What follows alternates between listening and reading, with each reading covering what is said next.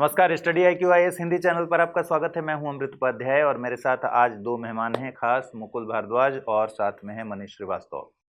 तो आज की जो बातचीत है वो दरअसल इस बात पर है कि IAS की परीक्षा के लिए अगर आप तैयारी कर रहे हैं, UPSC की तैयारी कर रहे हैं, तो ज्योग्राफी यानी भूगोल और एनवायरमेंट इकोलॉजी यानी पर्यावरण और पारिस्थितिकी, इन दोनों की तैयारी का कितना महत्व है, दोनों में आपस में क्या संबंध है और किस तरीके से आपको तैयारी करनी चाहिए। तो मैंने सोचा कि जो शिक्षक हैं हमारे और कोर्स में आपको बैच में पढ़ा रहे हैं, तो उनसे डायरेक्ट बातचीत कर ली जाए। यूट्यूब पर भी पढ़ाते हैं। बहुत बहुत स्वागत है आपका। Thank you sir. और आपका भी बहुत बहुत थैंक यू स्वागत है। सर। भूगोल से शुरू करें या पर्यावरण पारिस्थितिकी से शुरू करें? सर दोनों आपने बता ही दिया है कि बीच में काफ़ी संबंध है, तो कहीं से भी शुरू की जा सकती। भूगोल से ही शुरू कर लेते हैं। पहले तो मैं ये समझना चाहता हूँ कि पर्यावरण पारिस्थितिकी पढ़ने के लिए, जी सर। ये सवाल इनसे पूछना चाहिए था लेकिन मैं आपसे पूछ रहा हूँ कि पर्यावरण पारिस्थितिकी पढ़ने के लिए भूगोल को जानना, समझना, उसकी अवधारणाओं को समझना कितना ज़रूरी है? सर इसको हम लोग एक एग्जाम्पल से समझने की कोशिश करते हैं। जैसे आजकल जो बहुत ही चर्चा में विषय रहता है जिसका नाम है क्लाइमेट चेंज, और उस क्लाइमेट चेंज में एक टॉपिक पाया जाता है जिसको हम कहते हैं ओजोन लेयर का डिप्लीशन जो हो रहा है। जब हम ओजोन लेयर डिप्लीशन की जब हम बात करते हैं तो हम देखते हैं कि पर्यावरण या वायुमंडल में कुछ ऐसी परतें हैं जहाँ पे आपको ओजोन मिलती है और उस ओजोन लेयर का लगातार डिप्लीशन हो रहा है ड्यू टू पॉल्यूशन की वजह से। जब ओजोन लेयर का डिप्लीशन हो रहा है तो हम ये मानते हैं, कहीं कहीं ये भी लिखा रहता है कि ओजोन की परत में छेद पाया जा रहा है। लेकिन सर जब ओजोन तक पहुंचना है तो हमको पहले वायुमंडल समझना पड़ेगा, वायुमंडल की कुछ परतों को समझना पड़ेगा, साथ ही साथ हमको ये समझना पड़ेगा कि क्यों सिर्फ इसी परत में, वायुमंडल की सिर्फ एक ही परत में आपको ओजोन मिल रही है, जहां पे एक परत पे आपको ओजोन मिल रही है जो आपको सूर्य की जो पैराबैंगनी किरणें हैं उनसे बचा रही है, तथा दूसरी परत में जब ओजोन लेयर मिलती है वो पृथ्वी के तापमान में बढ़ोतरी कर रही है, जिसको हम लोग ग्लोबल वार्मिंग के नाम से जान रहे हैं। तो अगर पर्यावरण पारिस्थितिकी का ये टॉपिक आपको क्लाइमेट चेंज और ओजोन डिप्लीशन पढ़ना है तो उससे पहले आपको वायुमंडल और उसकी परतों की जानकारी होनी चाहिए। अब अगर आपको वायुमंडल पढ़ना है तो उससे पहले आपको वायुमंडल का विकास पढ़ना पड़ेगा, और वायुमंडल का विकास आप तब तक नहीं पढ़ पाएंगे जब तक आप बिग बैंग पे नहीं पहुंचेंगे। तो ये बिल्कुल इसी प्रकार इंटर रिलेटेड टॉपिक है, ये चेन में एक साथ आगे बढ़ते हैं। तो अगर आपने चेन का एक हिस्सा आपने नहीं जोड़ा तो वो चेन कभी जुड़ नहीं पाएगी। तो ये इस प्रकार का लिंक है सर पर्यावरण पारिस्थितिकी और मतलब एक ज्योग्राफी के ही, भूगोल के ही एक हिस्से के तौर पर इसको देखना चाहिए।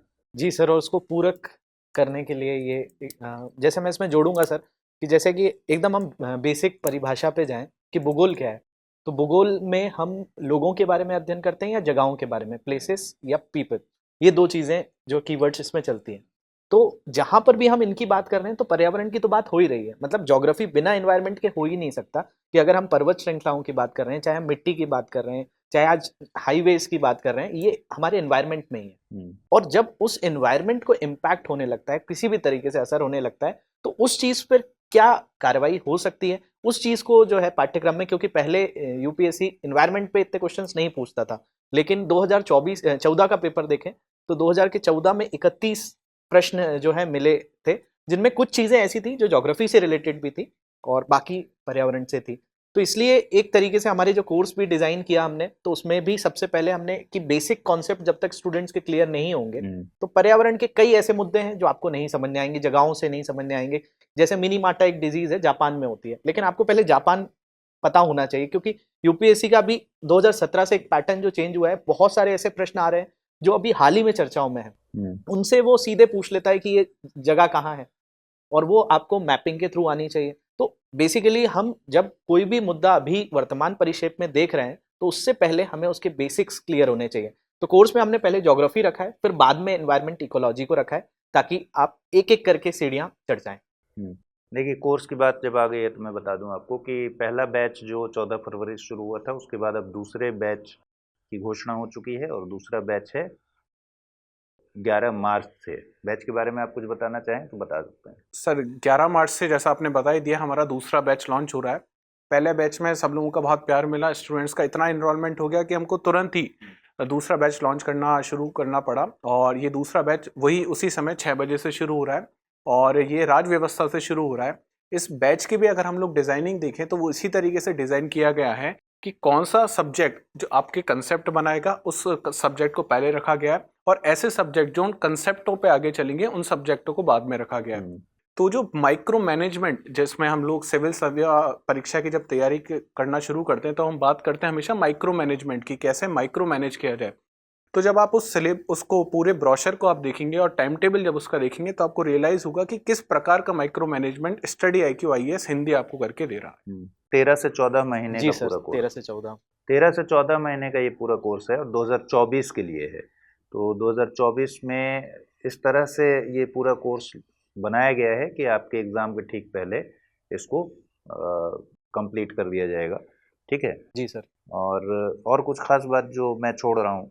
सर इसमें पहले भी बच्चों को हम लोग ने बताया हुआ है कि हम लोग यहाँ पर जो क्लासेस का ड्यूरेशन है वो 3 घंटे का है, और ये पूरा का पूरा करिकुलम लगभग 1000 घंटे पे जा रहा है, और साथ साथ CSET और करंट अफेयर्स तो बच्चों को रोजाना मिल ही रहे हैं। तो ये भी चीज़ एड ऑन रहेगी, क्योंकि करंट अफेयर्स हम लोग जो भी सब्जेक्ट्स पढ़ रहे हैं उनमें कहीं ना कहीं करंट की अपडेट्स आते ही रह रहे हैं, और वो बच्चों के लिए बहुत ज़रूरी है। तो 2024 के हिसाब से इसको ऐसा डिज़ाइन किया है कि भाई धीरे धीरे, अभी काफ़ी समय भी है और ये 2 साल की इसकी वैलिडिटी रहेगी, तो बच्चों को आसानी से हर चीज़ थरोली पढ़ सकते हैं। मतलब आज अगर उन्होंने पॉलिटी से शुरू किया है और उसके बाद दूसरा सब्जेक्ट स्टार्ट हो गया है, तो होता है कि सर 2 महीने 3 महीने बाद सब्जेक्ट थोड़ा थोड़ा फेड हो जाता है, तो वहाँ पे रिवीजन के लिए भी बहुत सारी चीज़ें हैं, और साथ साथ मेंटोरशिप भी है, जिसमें बच्चों लगता है कि 3 महीने बाद हमने पहली क्लास देखी, तो उससे भी जो डाउट आया है तो आप 3 महीने बाद भी पूछ सकते हैं। ऐसा ज़रूरी नहीं है कि मतलब आज ही की क्लास का जो लाइव डाउट था वो आज ही क्लियर होगा।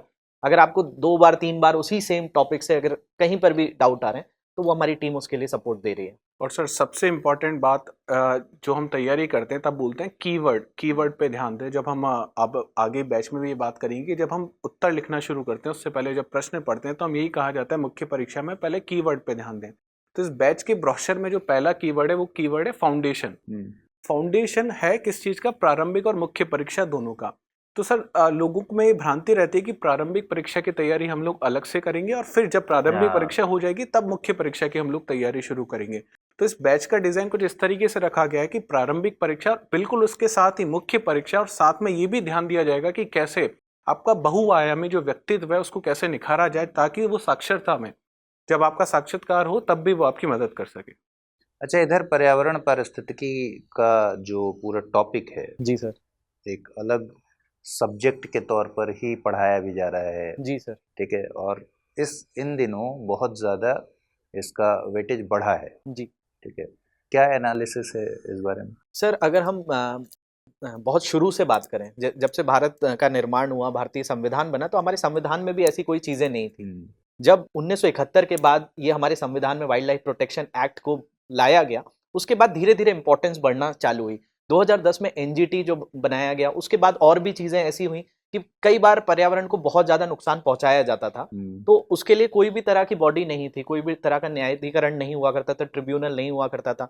लेकिन जैसे NGT ने कई बड़ी बड़ी संस्थाओं के ऊपर काफ़ी बड़ा जुर्माना लगाया, उसके बाद चर्चाओं में ये मुद्दे आने लगे, और धीरे धीरे अब जैसे कि अगर हम अमेरिका देखें या पश्चिम के देशों में देखें, वहां पे जिस तरह की अवेयरनेस, जागरूकता आ रही है पर्यावरण को लेकर, क्योंकि उन्होंने तो काफी शोषण कर लिया है, वैसे दोहन भी किया पृथ्वी का, लेकिन अगर हम भारत के संदर्भ में देखें, भारत अभी विकासशील देश है, तो ये सारी चीजें हमें भी समस्या एक ना एक दिन आएंगी। तो इस चीज को धीरे धीरे, क्योंकि हमारी जरूरत बन गई है, कई हमारे ऐसे शहर हैं जहां सांस लेना भी मुश्किल हो रहा है, तो UPSC केवल आपको ऐसा नहीं है कि मतलब जो 10 साल पहले पढ़ाया जाता था वही पूछा जा रहा है, उन्होंने भी समय के साथ अपने पैटर्न में भी चेंज लाया है, और ये हमारे बीच की समस्या है। मतलब आप फील्ड में जाएंगे तो आपके लिए ये समस्या खड़ी होगी, तो आप किस तरीके से उसको डील करते हैं।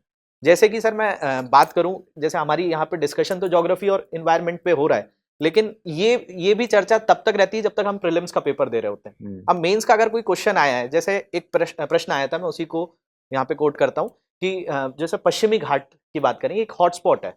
अब पश्चिमी घाट हम पढ़ते भूगोल में, जब हम भारतीय प्रायद्वीप पठार पढ़ेंगे तो उसमें वहाँ सारी चीज़ें बताई जाएंगी कि भाई गुजरात से शुरू हो जाता है, कन्याकुमारी तक आता है। लेकिन इसी पर कस्तूरी रंगन कमेटी बैठी, कस्तूरी रंगन कमेटी ने बताया कि ये ऐसा क्षेत्र है जहाँ पर लगभग 70% प्रजातियां जो हैं वो विलुप्त हो गई हैं, नष्ट हो गई हैं, और उसके बाद भी लगभग वहाँ पर 1000 से ज़्यादा प्रजातियां देखने मिलती हैं। तो हमें इसका संरक्षण करना जरूरी है। वहां पे कई हाईवेज बन रहे थे, उस पर स्टे लगाया गया, कई ऐसे प्रोजेक्ट्स थे। तो ये हमारी जरूरत है कि हम जिस पर्यावरण में रह रहे हैं, जहां पर हम चीजें, हमें स्वच्छ वायु मिल रही है, तो ये एकेडमिक्स का भी एक बहुत इंपॉर्टेंट सेक्शन हो जाता है, साथ साथ हमारे जीवन के लिए भी बहुत जरूरी है। तो ये जितने जजमेंट्स हैं इनको, क्योंकि मैं मेंस की बात कर रहा हूं, तो मेंस में आप ऐसा नहीं है कि आप ज्योग्राफी की चीजें लिखेंगे, आपको आंसर में ज्योग्राफी भी बताना पड़ेगा, साथ साथ वर्तमान में पर्यावरण की क्या समस्या आ रही है वो भी बताना पड़ेगा। उसके अलावा उस पर कौन से आयोग बैठे थे, कौन सी कमेटी बैठी थी, उन्होंने क्या रिकमेंडेशन दिया था, उसकी भी बात बहुत ज्यादा होती है। जैसे सर जोशीमठ की बात करें,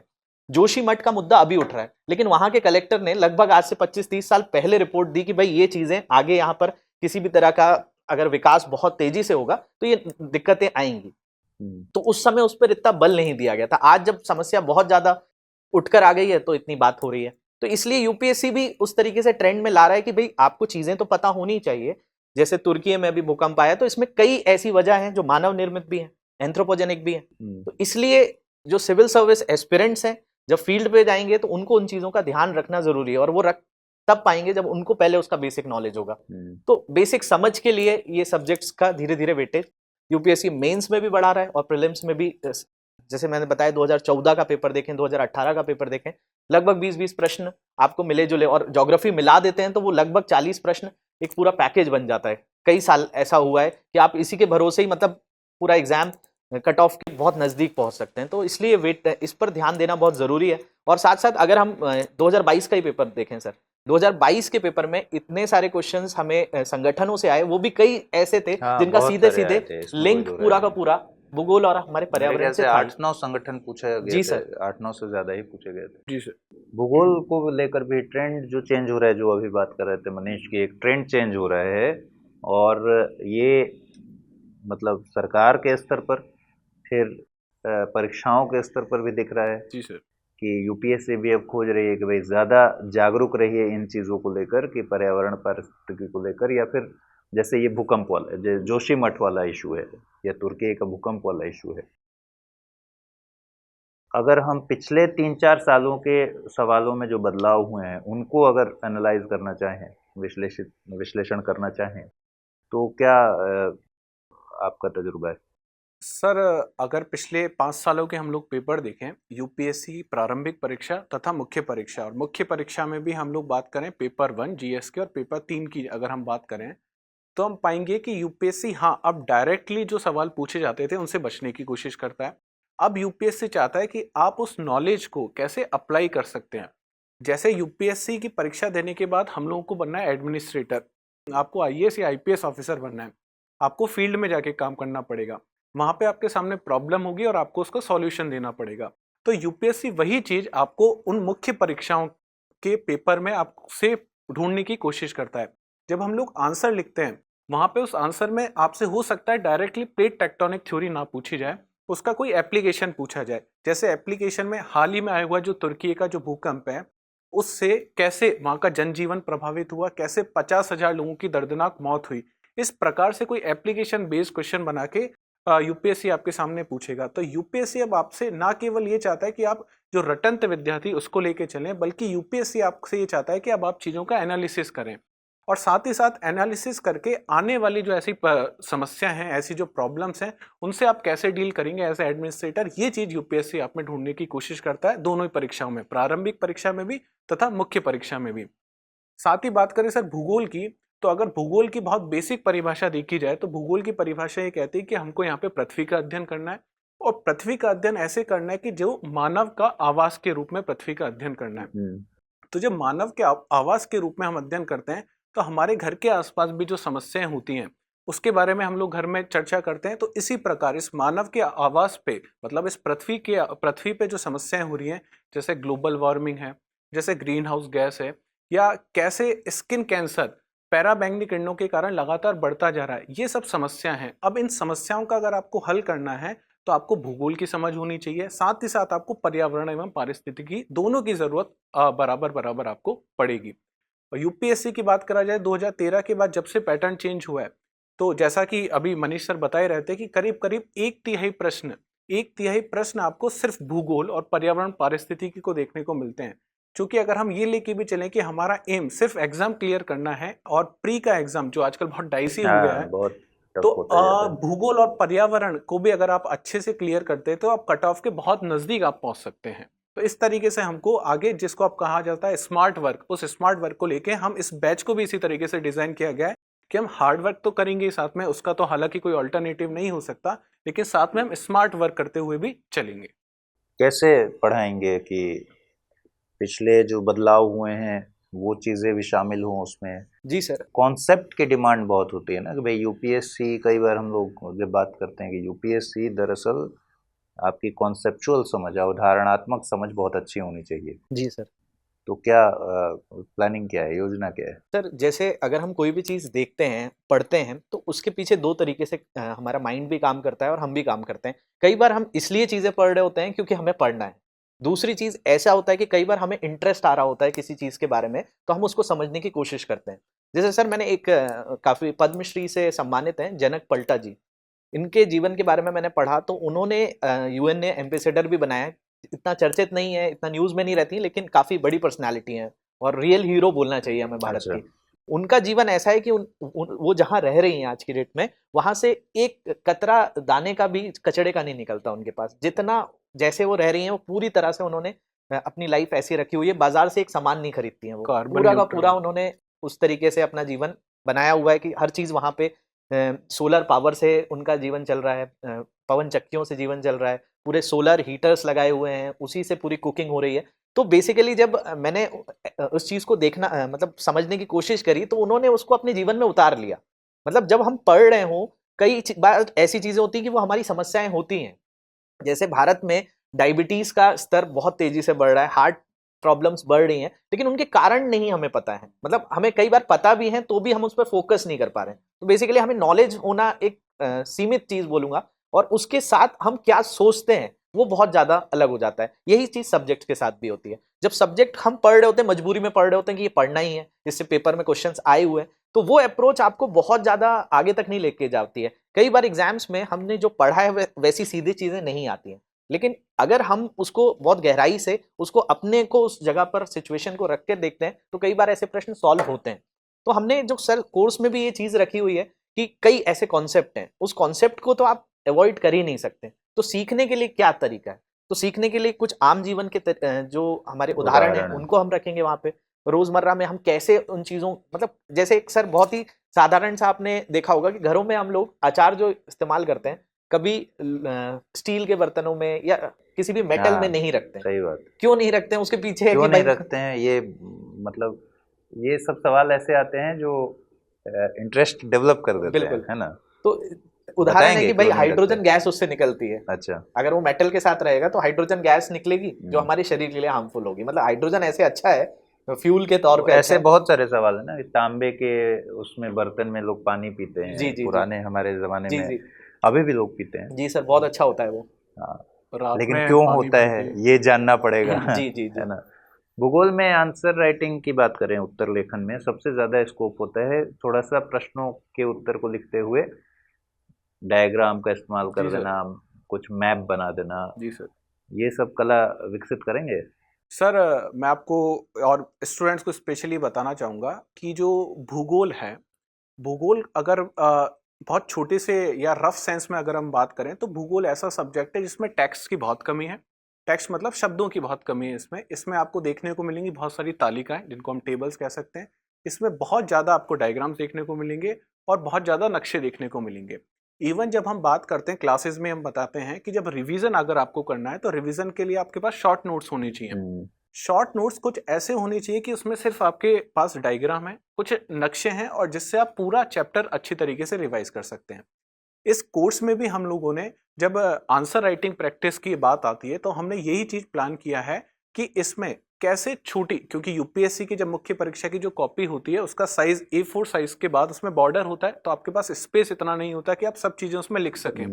तो कैसे आप उसमें फ्लो चार्ट लगा सकते हैं, कैसे आप उसमें इन्फोग्राफिक्स लगा सकते हैं, और भूगोल जैसे सब्जेक्ट में कैसे हर छोटे छोटे हिस्से का आप नक्शा बना के उस बहुत बड़ी चीज को एक छोटे से डायग्राम से रिप्रेजेंट कर सकते हैं। तो ये चीजें हम लोगों ने कोर्स में भी प्लान कर रखी है, और यही चीजें हम लोग स्टूडेंट्स तक भी पहुंचाएंगे, जिससे ना केवल क्योंकि सर ये जो सिविल सेवा परीक्षा है, कॉम्पिटिटिव एग्जाम है, इसमें आपको ना केवल भगना है, बल्कि आपको अपने पास वाले से भी तेजी से भगना है। तो जब हम लोग भागते हैं, भागने का मतलब यहाँ पे ये है कि कुछ एक्स्ट्रा एज आपको लेके हुए चलना है, तो वो एक्स्ट्रा एज प्रोवाइड करने की कोशिश की गई है इस बैच में। जो लोग अभी देख रहे हैं उनको एक बार फिर मैं बता दूं कि 11 मार्च से बैच शुरू हो रहा है शाम 6 बजे। जी ठीक है, और ये जो बातचीत चल रही है और बीच बीच में जो रेफरेंस आ रहा है कि बैच में हम क्या करने वाले हैं, वो 11 मार्च से जो बैच 2 दूसरा बैच है, पहला बैच शुरू हो चुका है और 14 फरवरी से ही शुरू हुआ था। तो अब तो उसमें पॉलिटी का काफ़ी हिस्सा हो गया है जी उसमें, सर। राज्य व्यवस्था का। तो ये दूसरा वाला बैच है जिसमें आप एडमिशन ले सकते हैं। ठीक है, 11 मार्च से शाम 6 बजे है, तो एडमिशन्स ओपन है इसके, और उसी के बारे में बातचीत भी हो रही है। जी सर। ठीक है, तो ये जो मैं कह रहा हूँ उत्तर लेखन वाली बात, जी सर। कि अब बहुत स्कोप हो गया है। पहले क्या था कि पहले सीधे सीधे लिख देना होता था। अब जब प्रश्नों की प्रकृति भी बदल रही है और उत्तर लेखन का तरीका भी बदल रहा है। जी सर। ठीक है, तो पर्यावरण पारिस्थितिकी में भी कुछ ऐसे प्रयोग किए जा सकते हैं। जी सर, बिल्कुल किए जा सकते हैं। और ये भी हमने जब डिज़ाइन किया था कोर्स, तो इन चीज़ों को रखा गया था कि अभी वर्तमान में इतने सारे जो प्रश्न हैं, उनकी अगर हम प्रकार देखें कि किस तरीके से यूपीएससी ने वहाँ पे नेचर बदल दिया है प्रश्नों का, और उन प्रश्नों में पर्यावरण के मुद्दे वही हैं, लेकिन उनके साथ-साथ वर्तमान में जो चीज़ें बदलाव हो रही हैं, और कई जगहों पे अपने सजेशंस भी पूछ रहा है। तो अब वो सजेशंस आप कैसे देंगे जब आपने सब्जेक्ट अच्छे से पढ़ा होगा? अब उसके लिए ये चीज़ है कि सर हम डे 1 से तो नहीं बोलते हैं कि आंसर आप लिखना स्टार्ट करें। सब्जेक्ट को धीरे-धीरे बिल्ड करेंगे हम। बिल्ड करने के बाद जब हमारा लगभग 20% सिलेबस होगा, वैसे तो सेशंस में मैं क्वेश्चंस हम लोगों ने ऐसा रखा है कि शुरुआत से मिल रहे हैं, लेकिन वहाँ पे आप धीरे-धीरे लिखना स्टार्ट करेंगे। आप आंसर लिखेंगे, हमारी टीम को भेजेंगे, हमारी टीम चेक करेगी, और जो-जो उसमें कमियाँ हैं, जो-जो चीज़ें उसमें ऐड की जा सकती हैं, उनको वहाँ पे कोट कर दिया जाएगा। लेकिन जैसे-जैसे इसलिए मैं ये चीज़ जोड़ रहा हूँ कि कई बार ऐसा होता है कि स्टूडेंट्स 1 वीक के क्लासेस के बाद ही आंसर्स लिखने लगते हैं और डिमोटिवेट हो जाते हैं कि हमारे आंसर्स पे तो बहुत सारा लाल-पीला हो रहा है, कि भई बहुत सारी गलतियाँ लाल निकाल रंग दी से गई हैं। रंग जाता है। और सर वो एक मोटिवेशन जो होता है स्टूडेंट का, वो ये होता है कि बहुत जल्दी गिर जाता है कि भई मैं तो लिख ही नहीं पाऊँगा आगे। क्योंकि वो अपने आप सही को बात। जज शुरुआत के 10 क्वेश्चन से या 50 क्वेश्चन से जज कर रहा होता है, और हमारी जर्नी जो है वो पहुँचते-पहुँचते 1,500-2 हज़ार क्वेश्चन्स लिख चुके होते हैं हम। सही बात। तो वो एक लंबा सफ़र है, तो उसके लिए भी आपको पूरा सपोर्ट है हमारी टीम की तरफ से भी, हमारी तरफ से भी। और क्लास में भी ये रखा गया है कि जो क्वेश्चंस दिए जाएँगे, उनको नेक्स्ट क्लास में बताया जाएगा कि कैसे लिखना है, उसका परिचय कैसे होगा, उसकी बॉडी कैसी होगी, उसमें निष्कर्ष कैसे लिखा जाए, उसमें डायग्राम यूज़ किए जा सकते हैं, उसमें फ्लो चार्ट्स को बताया जा सकता है, और भी कई तरह के ट्रायंगल्स वगैरह का इस्तेमाल करके कि किस तरीके से हम चीज़ें बता सकते हैं। और जो भी वर्तमान में चीज़ें हो रही हैं, उनको भी अच्छे से, मतलब प्रेज़ेंटेशन पे बहुत ज़्यादा फ़ोकस ज़रूरी है, लेकिन प्रेज़ेंटेशन के लिए पहले हमारे पास कुछ प्लेट में होना ज़रूरी है। नहीं, जब भी हम कहते हैं कि भाई डायग्राम का इस्तेमाल होना चाहिए, कई सारी चीज़ें ऐसी हैं जो हम ऐसे बोलते हैं कि भाई डायग्राम का इस्तेमाल होना चाहिए, थोड़ा मैप बना देना चाहिए, लेकिन कहाँ बनाना चाहिए, किन जगहों पर बनाना चाहिए, ये पता होना चाहिए। सर यही कि जब हम लोग प्रश्न पढ़ते हैं, तो सबसे पहले यही कहा जाता है कि प्रश्न को कम से कम 2 बार पढ़ें मुख्य परीक्षा में, और प्रारंभिक परीक्षा में तो आपको पढ़ना ही है, अदरवाइज नेगेटिव मार्किंग हो ही जाती है। मुख्य परीक्षा में भी कहा जाता है कि 2 बार कम से कम प्रश्न पढ़ें तसल्ली से, और पहले उसका जो आपको लिखना है, जो भी चीज़ें आपको लिखनी है, उसको फ्रेम करें अपने दिमाग में कि आपको क्या चीज़ें लिखनी है, और उसके बाद अपना पेन लिखना शुरू उस पर करें कॉपी पे। जब हम 2 बार सवाल को पढ़ते हैं, तो हमें ये समझ में आता है कि क्वेश्चन हमसे क्या डिमांड कर रहा है। क्वेश्चन डिमांड कर रहा है आपसे कॉन्टिनेंटल ड्रिफ्ट थ्योरी, हम उसमें लिख के आ रहे हैं बिग बैंग कंसेप्ट। अब बिग बैंग का आपने कितना भी अच्छा उसमें चित्र बना दिया हो आपने, लेकिन एग्जामिनर वो आपको वहां पे नंबर नहीं देगा। ये यूनिवर्सिटी का एग्जाम नहीं है जहाँ पे सिर्फ हमें कॉपियां भरनी है। यहाँ पे हमें वही चीज लिखनी है जो यूपीएससी के उस प्रश्न पत्र में पूछी गई है। उस प्रश्न पत्र के अलावा अगर सेम चीज आप या तो वापस रिपीटेशन करते हो या इररिलेवेंट लिखते हो, तो वहां पे नंबर नहीं मिलते हैं। सर यही कारण है कि यूपीएससी का जो जीएस पेपर 3 है, वहां पे इवन टॉपर्स के भी सबसे कम नंबर अगर रहते हैं तो पेपर 3 में रहते हैं, जिसमें इकोनॉमिक्स और ज्योग्राफी का एक बड़ा रोल होता है। ज्योग्राफी में स्पेशली जो एग्रीकल्चर वाला पार्ट है, वो आपको जीएस पेपर 3 में देखने को मिलेगा। क्योंकि वहां पे पूछ रहा है आपसे कि भाई ग्रीन रिवॉल्यूशन क्यों शुरू किया गया, या ग्रीन रिवॉल्यूशन के आज के समय में, आज के परिप्रेक्ष्य में उससे क्या क्या समस्याएं उत्पन्न हो गई हैं। हम सर ग्रीन रिवॉल्यूशन की जो पृष्ठभूमि है वो लिख रहे हैं, वो आपसे चाह रहा है कि समस्या बताइए, और समस्या के साथ साथ आप उसका जो ये उपाय हो सकता है वो बहुत सारे लिखिए। बच्चे हाँ गलती सर। करते हैं। ये बात बिल्कुल सही है। और सर इस बैच में भी हमने यही डिसाइड किया है कि जो लोग ये सोचा करते थे पहले कि ऑनलाइन में हम लोग का आंसर राइटिंग नहीं कर पाएंगे, तो इस बैच में स्पेशली ये चीज ध्यान रखी गई है कि हम लोगों का एक अलग से प्रोग्राम है इसमें, AWP आंसर राइटिंग प्रोग्राम। उसमें आप लोग कक्षा के बाद जो भी पढ़ाया गया उसका आपको सवाल मिलेगा, और उस सवाल को आप जब लिख के भेजेंगे तो यहाँ पे जो लोग हैं आपके मेंटर्स हैं जिनके पास इंटरव्यू तक का जो है एक्सपीरियंस है, वो आपकी कॉपी चेक करेंगे। और कॉपी ना केवल चेक करेंगे बल्कि जैसे यूपीएससी में कमेंट जो दिए जाते हैं उसी प्रकार के कमेंट्स और रिमार्क्स दिए जाएंगे, और ये भी बताया जाएगा कि यहाँ पे आपका आंसर बहुत अच्छा है, यहाँ पे और सुधार की आवश्यकता है, यहाँ पे आंसर गलत है, यहाँ पे इस चीज अगर आप और जोड़ते तो हो सकता है आपको ज्यादा नंबर मिल जाते। तो ये स्पेशली इस बैच के लिए हम लोगों ने डिजाइन किया है। ठीक है। अब जैसे एनवायरनमेंट इकोलॉजी है, मैं थोड़ा सा करंट से रिलेटेड बातचीत अगर करूं, करंट अफेयर से, इनफैक्ट इस करंट अफेयर्स वाली बातचीत पर करंट के भी हमारे जो टीचर हैं उनको भी बुला लेंगे, एक और वीडियो ऐसा बना लेंगे। तो करंट अफेयर्स से रिलेटेड जितनी भी बातचीत होती है जी, जनरली क्या होता है कि जब हमें विषय की समझ नहीं होती जी, तो हम उसको रटने लग जाते हैं, याद करने लग जाते हैं, ठीक है। जबकि अगर विषय की समझ है तो फिर जाकर करंट अफेयर्स दिमाग में सिंक होता है, जी, उससे संबंध कैसा है उसका, तो कुछ पढ़ा हमने और तब हमें, जैसे जोशी मठ ही है, जी सर। अगर किसी ने ठीक से ज्योग्राफी पढ़ा हुआ है तो फिर वो समझ पा रहा है कि भाई जोशी मठ की दिक्कत, ये भूकंप तुर्की में आया तो उसमें क्या प्रॉब्लम आई है। तो ये करंट अफेयर्स और सब्जेक्ट का रिलेशन कैसा है? सर करंट अफेयर्स के बिना तो काम पूरा नहीं होगा, क्योंकि आंसर लिखना है तो हम जब नई चीज़ों को कोट करेंगे तो वो थोड़ा सा इंप्रेसिव हो जाता है हमारा आंसर। अब जैसे मैं इसमें जैसे आपके 2 क्वेश्चन थे सर, डायग्राम वाला भी था, मैं उसको भी जोड़ दूंगा।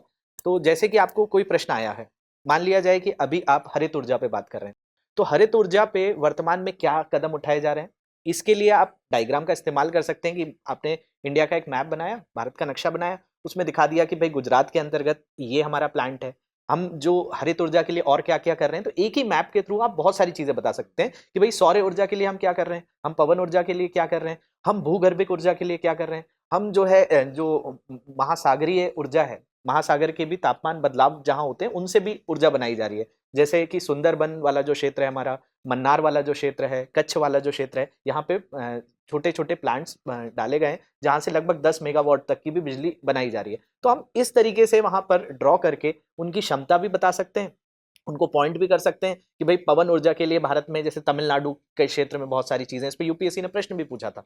तो ऐसी चीज़ें कोट करते हुए और हमारे आंसर्स में उनको बता सकते हैं कि भाई इस कमेटी के रिकमेंडेशंस पे हमने ये चीज़ें डेवलप करी हैं और अभी वर्तमान में ये चीज़ें यहाँ पर हो रही हैं। तो इस तरीके से करंट को आपको यूज़ करना ही पड़ेगा।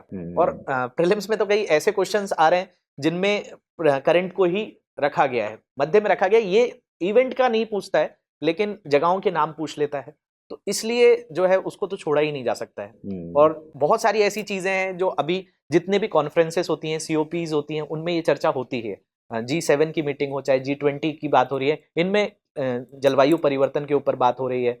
अभी यूपीएससी ने कुछ चीज़ें ऐसी भी पूछी थी, कई बार ऐसे मोटो जो होते हैं या स्लोगन्स होते हैं उनको दे दिया जाता है, थीम पूछ लेता है कि ये थीम जो है किसके द्वारा जारी की? ये पूरा अप्रोच वही है कि अवेयर रहिए, जी सर। और जो दुनिया की जो बड़ी समस्याएं हैं, देश की जो बड़ी समस्याएं हैं, उससे अवेयर रहिए। या फिर जैसे मैं अगर सिर्फ एग्जांपल लूं, लिथियम, अच्छा आप लोग भी तो करंट अफेयर्स पर नजर बना के रखते होंगे। बिल्कुल जैसे सर। लिथियम को लेकर अभी जम्मू कश्मीर से खबर आई, जम्मू कश्मीर से जो खबर आई जी जी, कि लिथियम का भंडार है वहां पर, तो क्वेश्चन में तो एक्सपेक्टेड है कि आ सकता है इस बार। तो आप लोग कैसे इसको करते हैं फिर?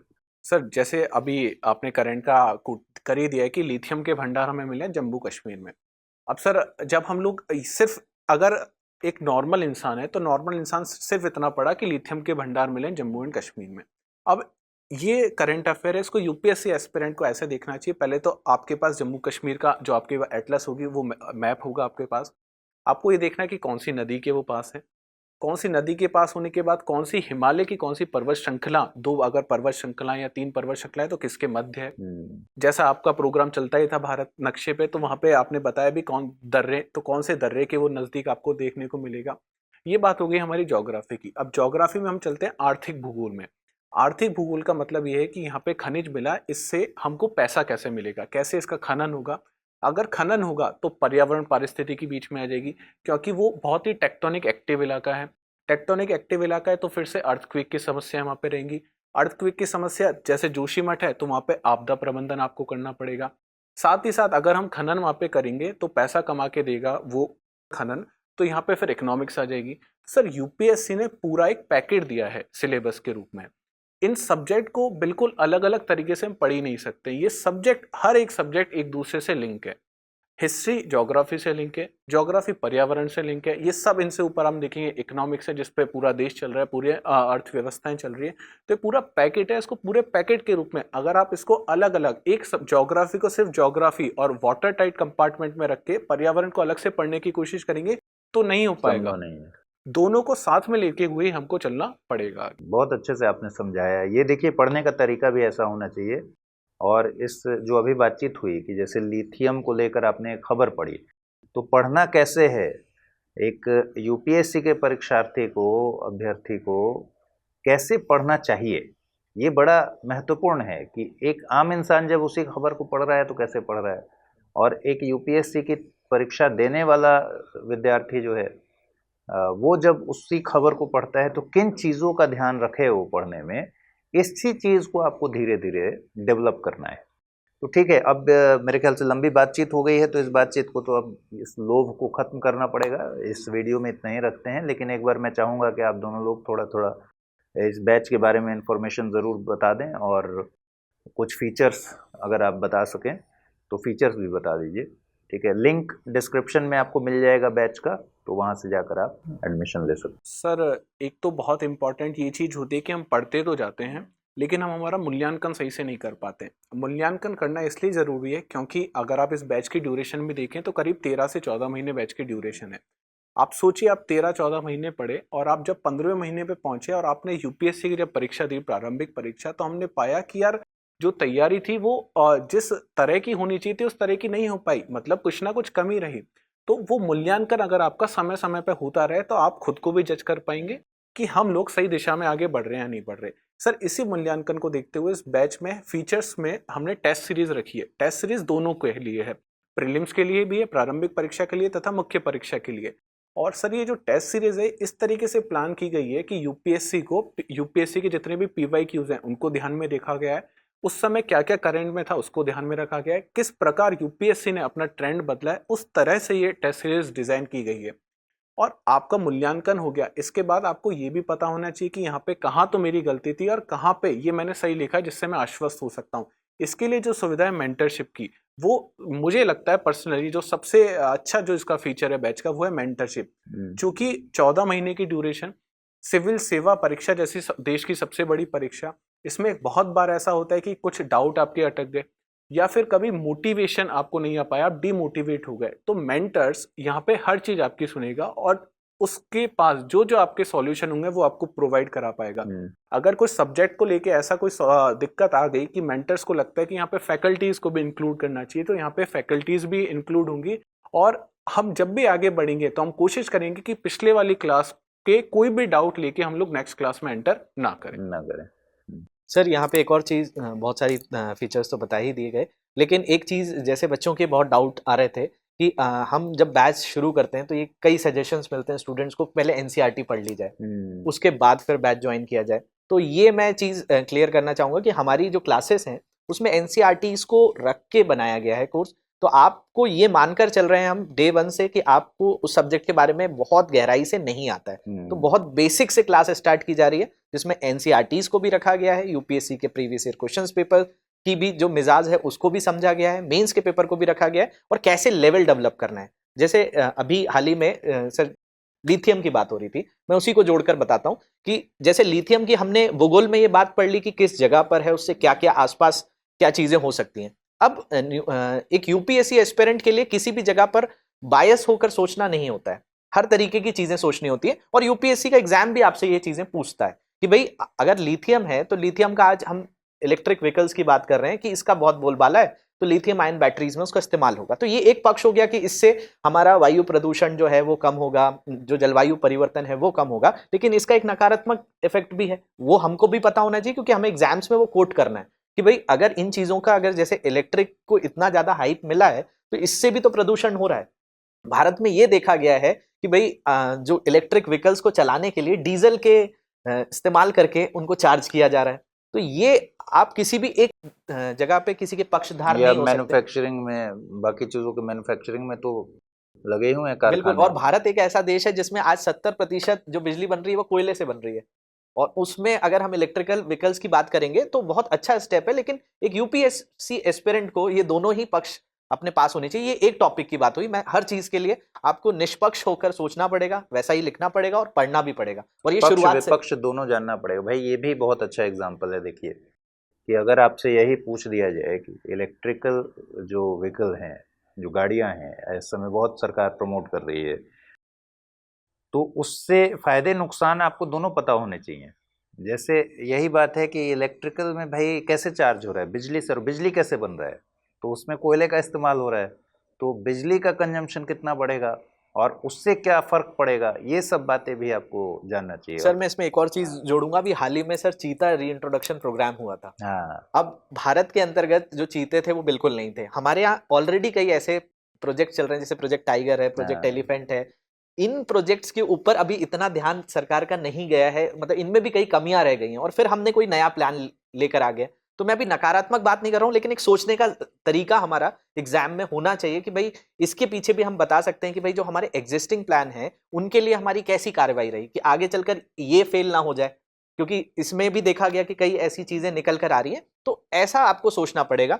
तो इसलिए इस बैच में हमने जो डिजाइन किया उसमें एनसीईआरटीज को रखा गया है कि आपको एकदम बेसिक से पढ़ाया जाए, और पूरे जो सेशंस हैं वो लगभग 2.5 से 3 घंटे के रखे गए कि जिसमें आपका कोई भी टॉपिक ऐसा ना हो कि अधूरा छूटे, उसको पूरा करने की कोशिश है। और उस हिसाब से पूरा का पूरा करिकुलम डिजाइन किया गया, क्योंकि 13-14 महीने आपको पढ़ना होता है, बहुत सारा सिलेबस है उसको कवर करना होता है। तो उसको देखते हुए जो 11 मार्च से हमारा बैच है वो इन सारी चीज़ों को कवर कर रहा है। मेंटोरशिप के बारे में बताया ही दिया सर ने, और भी बहुत सारे फीचर्स हैं जो आप वहाँ से अवेल कर सकते हैं। बहुत सारी डिटेल्स हैं उसकी, आपको वेबसाइट विजिट कर सकते हैं या फिर हमारे ऐप पे जा सकते हैं। डेमो वीडियोस भी हैं सर वहाँ पे, उन चीज़ों को भी आप देख सकते हैं। बाकी स्टडी IQ IS हिंदी पर आप सारे ही जो फैकल्टीज़ हैं उनके प्रोग्राम्स आते हैं, तो उनको भी आप देख कर आसानी से अपना जो है मन बना सकते हैं और फिर आगे प्रोसीड कर सकते हैं। लिथियम वाली बात पर एक और कि भाई यूपीएससी सवाल जब पूछती है तो कई बार ऐसा भी हो जाता है कि भाई जम्मू कश्मीर में आपने खूब पढ़ा, लिथियम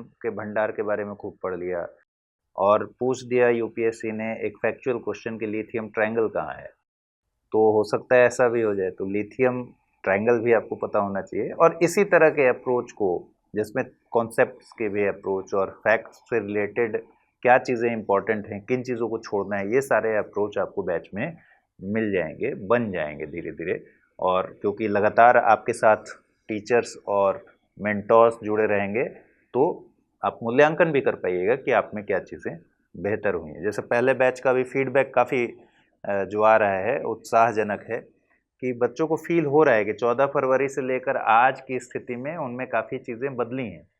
ठीक है, बदलाव आ रहे हैं। सर ये बैच में आपकी गाइडेंस का मैं हमने यही प्लान किया है कि 360 डिग्री जिसको कहा जाता है, पक्ष की भी हम लोग बात करेंगे, विपक्ष की भी बात करेंगे, और उसका कंक्लूजन क्या हो सकता है, क्या इस स्टेप पे हमको आगे जाना चाहिए, अगर आगे जाना चाहिए तो ये जो हमने विपक्ष की बात करी इसको कैसे सुधारें ताकि हर पॉइंट पक्ष में आ जाए। ये सब चीज़ें, इसको अगर बहुत रफ सेंस में मैं बात करूं तो इसको बोला जाता है 360 या होलिस्टिक अप्रोच जिसको कहा जाता है। तो इस बैच का जो एकदम प्राइमरी जो रीजन है वो यही है कि हम यहाँ पे आपकी 360 डिग्री हर एक टॉपिक को लेके 360 डिग्री अप्रोच आप में विकसित करने की कोशिश करेंगे ताकि आप हर चीज उसकी समझ पाएं, बहुआयामी सर, इसी चीज को मल्टी डायमेंशन। तो डायमेंशन सोचने का भी, सोचने के आयाम को भी खोलना है धीरे धीरे कि किस तरह से सोच सकते हैं। चलिए, बहुत शुक्रिया, आप लोगों ने इतनी बातचीत की, सार्थक बातचीत आप लोग करते हैं, सबसे अच्छी बात है। तो इससे आपको ज़रूर फ़ायदा मिल रहा होगा। बैच की बात जहाँ तक है, 11 मार्च शाम 6 बजे से बैच 2 शुरू हो रहा है और बैच 1 ऑलरेडी चल रहा है। तो अब बैच 1 में जो लोग परेशान हैं कि मुझे कई सारे मैसेजेस आए हैं कि उसमें करा दीजिए, तो मतलब मैं यही कह रहा था कि भाई जब नया बैच आ गया है तो बैच 1 में ही कराने की क्यों जिद है। सही बात। तो बैच 2 में ले लीजिए एडमिशन, 11 मार्च से है, 11 मार्च से शाम 6 बजे। लिंक आप एक बार चेक कर लीजिएगा डिस्क्रिप्शन बॉक्स में, और कमेंट में भी शायद आपको मिल जाएगा। तो वहाँ जाकर आप तसल्ली कर लीजिएगा, देख लीजिएगा, डेमो क्लासेस वगैरह देख लीजिए। तो आज की इस बातचीत को यहीं छोड़ते हैं। बहुत बहुत शुक्रिया आप लोग का भी और आप लोग का भी।